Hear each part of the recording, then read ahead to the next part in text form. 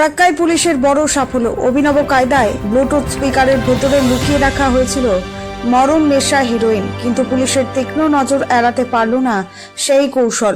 গোপন সূত্রে খবর পেয়ে বৃহস্পতিবার গভীর রাতে নিউ ফারাক্কা বাসস্ট্যান্ড সংলগ্ন এলাকায় অভিযান চালায় ফারাক্কা থানার পুলিশ।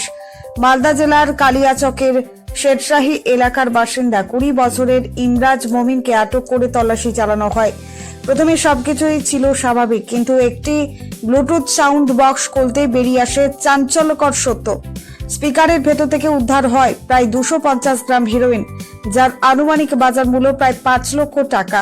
পুলিশের প্রাথমিক তদন্তে জানা গিয়েছে এই মাদক বিহারের পাচারের উদ্দেশ্যে নিয়ে যাওয়া হচ্ছিল। শুক্রবার ধৃতকে আদালতে তোলা হয় এবং 10 দিনের পুলিশ হেফাজতের আবেদন জানানো হয়েছে। এই চক্রের সঙ্গে আর কারা জড়িত? আন্তঃরাজ্য মাদক পাচারের নেপথ্যে রয়েছে কি বড় কোনো নেটওয়ার্ক? সেই প্রশ্নের উত্তর খুঁজতেই তদন্তে নেমেছে ফারাক্কা থানার পুলিশ। A1 নিউজ বাংলার সঙ্গে থাকুন, সত্যের খবর সবার আগে।